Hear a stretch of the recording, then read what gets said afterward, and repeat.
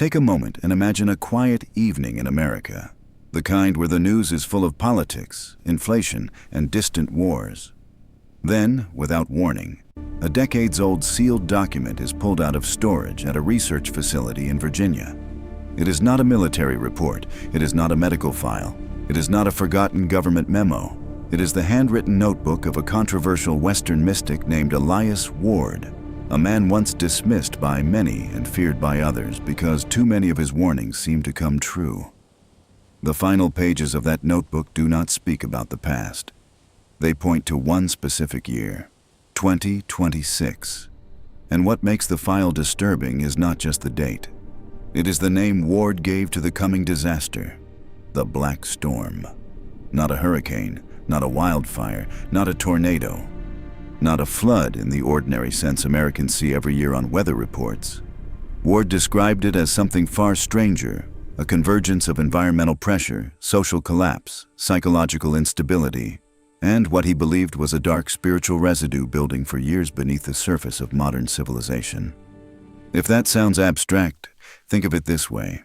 What happens when the sky looks normal, but people feel dread for no reason? What happens when neighborhoods remain physically untouched, yet families begin to unravel inside their own homes? What happens when water changes color? Animals behave as if they sense something terrible, and strangers across the country begin reporting the same nightmares. Ward believed the United States would not be taken completely by surprise. Before the Black Storm arrived, America would receive 3 warnings, and according to those who recently reopened his file, the first warning may already have begun. Americans are used to natural disasters. Florida knows hurricanes, California knows wildfire, Texas knows brutal heat, the Midwest knows tornadoes. Entire regions of the country are built around preparation, evacuation, and recovery. But the phenomenon Elias Ward described does not fit cleanly into any of those categories. In his notebook, he wrote that the Black Storm would not be born from warm ocean water or seasonal wind patterns. It would emerge from a deeper imbalance, the accumulated pressure of a society that had stretched itself too far, too fast, and too violently. He believed that when a civilization becomes saturated with fear, deception, rage, exhaustion, loneliness, and environmental abuse, nature and human consciousness stop reacting separately. The air, the ground, animal behavior, sleep cycles, and emotional stability begin to move as if connected by the same hidden signal. Ward did not describe this as the end of the world. He described it as a severe correction. That is what makes it so difficult to understand. A normal storm can be watched on radar. Scientists can estimate its path, its speed, its force. But according to Ward, the Black Storm would move differently. It might pass through a region without tearing off a single roof and still leave behind insomnia, panic, aggression, irrational fear, or sudden psychological collapse.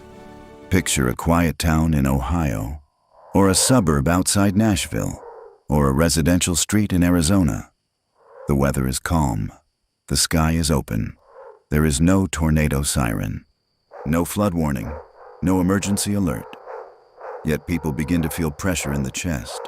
Their thoughts scatter. Their sleep breaks. Families argue over nothing. Children wake up crying. Dogs refuse to settle. The air seems wrong, though no one can say exactly why. Ward believed those moments would mark the earliest edge of the Black Storm, and he insisted America would be warned in advance. First through the land, then through animals, and finally through the minds of its own people. Elias Ward gave the first warning a phrase that sounds symbolic, but he described it with startling detail. He wrote, "When the ground begins to bleed." At first, it sounds poetic, but in his notes, it is very literal. He claimed that in the months leading up to the Black Storm, and certain areas, especially rural communities and outer suburbs that rely on wells, old pipes, or unstable groundwater, would begin to see sudden changes in water color.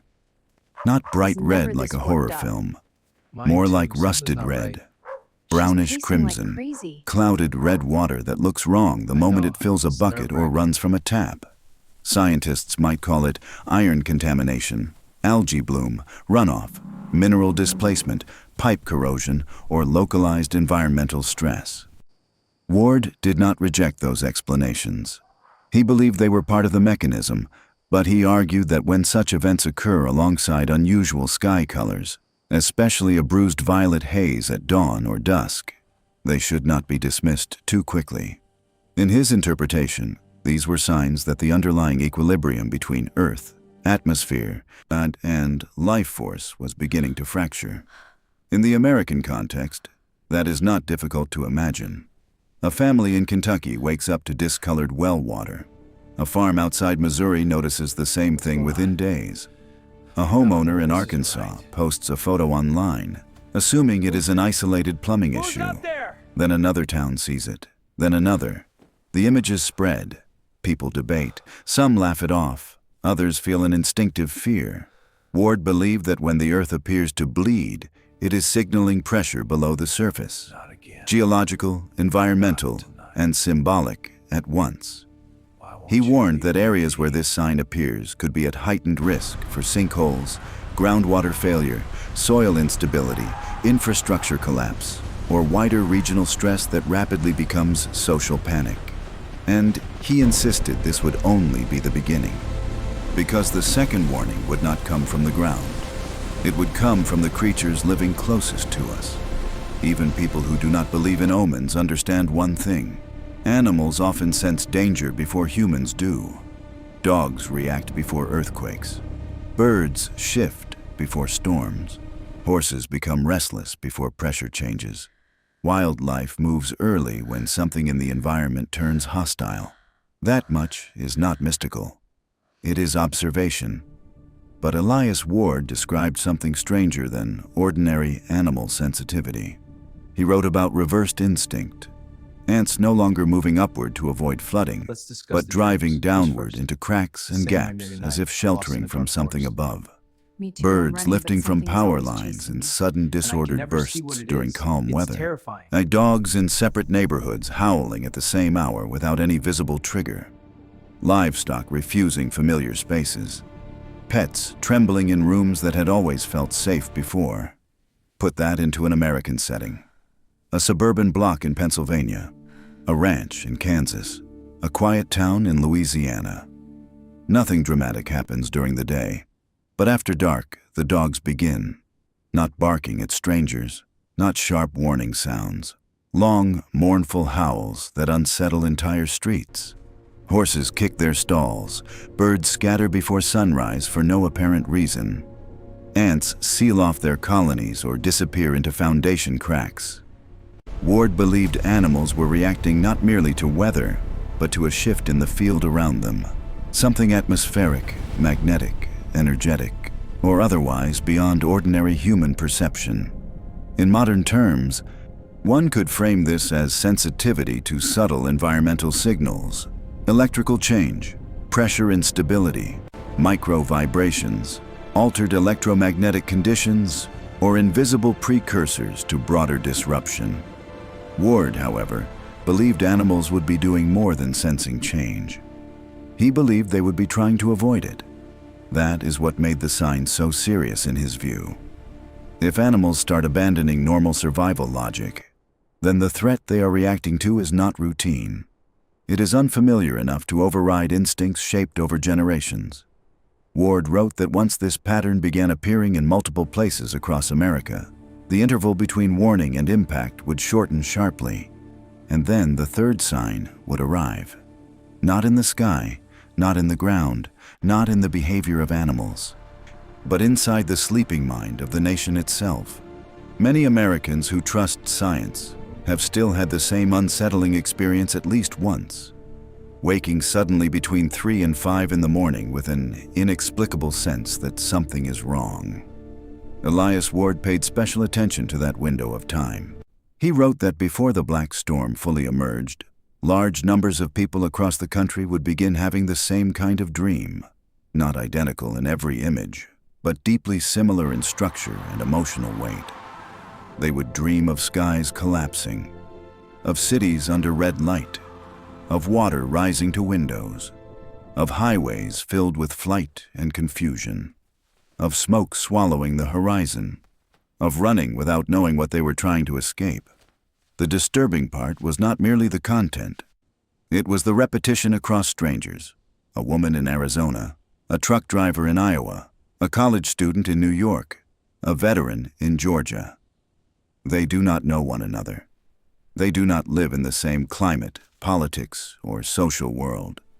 Yet many of them wake with pounding hearts, drenched in sweat, carrying the same residue of dread. Ward called these collective nightmares. From a modern psychological standpoint, this can be interpreted as a byproduct of stress, information overload, national anxiety, unresolved trauma, fragmented sleep, or mass emotional conditioning. Ward did not deny those forces. He believed they were part of the opening through which the warning would spread. In his view, the subconscious mind would begin registering a disturbance before the conscious mind could name it. That is why he treated repeated waking between 3 and 5 a.m. as more than insomnia. He saw it as evidence that a person's inner defenses were weakening, that the mind was becoming more porous to fear, instability, and whatever larger pressure the black storm carried with it. In a country already strained by loneliness, overwork, digital overload, and mental exhaustion, that idea lands with unusual force. Because America is already a place where millions are sleeping badly, thinking badly, and carrying invisible pressure they rarely speak about. Ward believed that once the land changed, the animals reacted, and the dreams turned collective, the country would cross a threshold. And from that point forward, the question would no longer be whether something was coming. The question would be how to survive it. Ward did not stop at warnings. He also attempted something more unsettling, a kind of risk map. This was not a weather map. It had no radar projections, no storm tracks, no official hazard zones. Instead, it was a strange fusion of intuition, environmental awareness, geography, social stress, and what he believed were pressure points where modern civilization had become dangerously brittle. He identified 3 broad categories of places in the United States that could become especially vulnerable in 2026. The first were densely populated coastal and industrial corridors, where environmental pressure, infrastructure dependence, and mass psychology could interact violently. In such places, even a moderate disruption in water, electricity, transport, or communication could create immediate social instability. The second were regions with weakened environmental or geological resilience, places already dealing with groundwater stress, extraction damage, unstable soils, wildfire pressure, drought cycles, or aging infrastructure. In these areas, a localized anomaly could produce a much larger chain reaction. The third, and toward the most dangerous, were cities and communities already saturated with emotional strain. Places where people were exhausted, isolated, polarized, economically squeezed, and spiritually numb. He believed these regions would not necessarily suffer the worst physical destruction first, but they might unravel the fastest once uncertainty spread. That is what makes his map feel so modern. Because beneath the mystical language, he was really pointing toward fragility. Not just where land is weak, but where society is weak. Not just where storms hit, but where people can no longer absorb shock without turning on one another. Ward also believed there were places more likely to hold firm, not perfectly safe, not immune, but more stable. He associated resilience with elevated ground, stronger local communities, less dependence on centralized systems, and a culture of practical self-sufficiency. Translated into the American context, that means places where people still know their neighbors, where daily life is less automated, where one breakdown does not instantly collapse 5 others, and where community still exists in physical form rather than as a purely digital illusion. Yet he added one warning that may be the most important line in the whole file. No place remains safe if the people living there carry chaos within themselves. In other words, geography is only half the story. The rest begins at home. In the final pages of his notes, Elias Ward became surprisingly practical. He stopped sounding like a mystic and started sounding like a man who believed panic kills faster than the event itself. He wrote that when instability truly arrives, what saves a household first is not grand ideology or ceremonial language. It is preparation. In modern American terms, that means every family should have a go bag ready near the door. Not because they expect to live off-grid for months, not because they are acting out a fantasy, but because the first hours of a breakdown are usually the most disorienting. That is when power fails, roads clog, stores empty, networks freeze, and people lose time arguing with reality instead of moving with it. Ward divided preparedness into three essential layers. The first was basic survival: clean water, compact food, hydration support, simple calories that do not depend on comfort or cooking, and the ability to hold out through the first unstable window. The second was functional mobility: light sources, batteries, a radio, first aid, copies of critical documents, cash, gloves, masks, and anything that keeps a person operational when systems stop cooperating. The third, and to him the most underestimated, was psychological steadiness. He believed every family should store not only practical supplies, but the things that help people stay coherent under stress: written phone numbers, medication for ongoing conditions, familiar objects for children, a simple household plan, and a shared understanding of who does what if movement becomes necessary. This is where his thinking becomes especially sharp. Because in a major disruption, the first thing many people lose is not food. It is decision-making. Fear fragments attention. Noise overwhelms judgment. People freeze, argue, delay, deny, or lash out.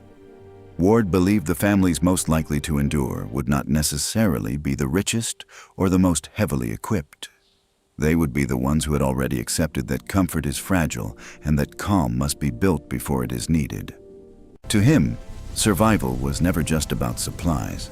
It was about preserving the ability to think while others were unraveling. And the deepest idea in Ward's file is this: the greatest damage may not be structural. It may be psychological.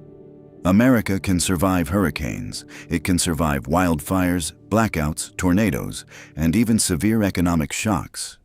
The country has done so before, but the kind of crisis Ward feared was different. He believed the real breaking point would come when people lost the ability to trust, interpret, and regulate themselves under mounting pressure. He described the black storm as having an invisible eye located inside collective human consciousness. That is where everything would begin to accelerate. Rumors would outrun facts. Outrage would outrun judgment. Fear would outrun preparation. Blame would outrun cooperation. Placed in the American context, that warning feels uncomfortably plausible. This is a country already deeply polarized. Media ecosystems are fragmented. Public discourse rewards emotional extremity. Social platforms amplify panic faster than any emergency broadcast ever could. Entire communities now live inside sealed informational worlds, each convinced the others are either blind or malicious. In that kind of environment, it would not take much. A few environmental anomalies, a few infrastructure failures, a few disturbing images, a few nights of broken sleep. That could be enough to create a storm within the national psyche. Ward did not deny the role of weather, environment, or material disruption, but he believed the most devastating consequences would arrive after people began making each event worse through fear-driven behavior. A town can survive 3 days without power if people remain calm. The same town can become dangerous in 12 hours if everyone decides no one can be trusted. That is why he regarded mental and emotional discipline as a survival tool. To him, the black storm was not only a force moving through the atmosphere, it was also a test of whether a civilization still possessed enough inner structure to keep from collapsing into itself when pressure rose. And that, more than any supernatural language in the notebook, may be the part that feels most true. If Ward's file ended with warnings alone, it would read like pure dread. But his final interpretation goes in a different direction. He did not believe 2026 would be the end of the world. He believed it would be a year of exposure. A year in which weak systems would reveal themselves as weak. A year in which hollow confidence would burn away. A year in which institutions, communities, and individuals would be forced to confront what they were actually made of. In his language, the Black Storm was not only destructive, it was purgative. Translated into modern American terms, the meaning is clear enough. A society that has wrapped itself in convenience, distraction, speed, spectacle, and dependence may mistake those things for strength. But when pressure rises, none of them can substitute for discipline, resilience, moral clarity, and human solidarity. Ward wrote one line that readers later underlined again and again. Fire does not destroy gold. It reveals what was never gold to begin with. That sentence is the core of his vision. He believed that whatever comes in 2026 will not treat all people equally, because it will not expose the same weaknesses in everyone. The arrogant may become reckless. The unstable may become frantic. The selfish may turn predatory. The exhausted may collapse inward. But others may discover something harder and clearer in themselves than they knew was there. That is why he did not frame the coming disruption as simple punishment. He framed it as a separating force, a harsh one, yes, but also a clarifying one. For a country like the United States, fast-moving, overstimulated, hyper-connected, and deeply fragile beneath the appearance of control, that idea cut straight through the fantasy that resilience can be purchased, streamed, or outsourced. Ward believed 2026 would ask every household, every town, and perhaps the nation itself a single question. When the pressure rises, what in you is real enough not to break? After all the warnings, symbols, and dark imagery, Elias Ward's final message is not especially mystical. It is simple.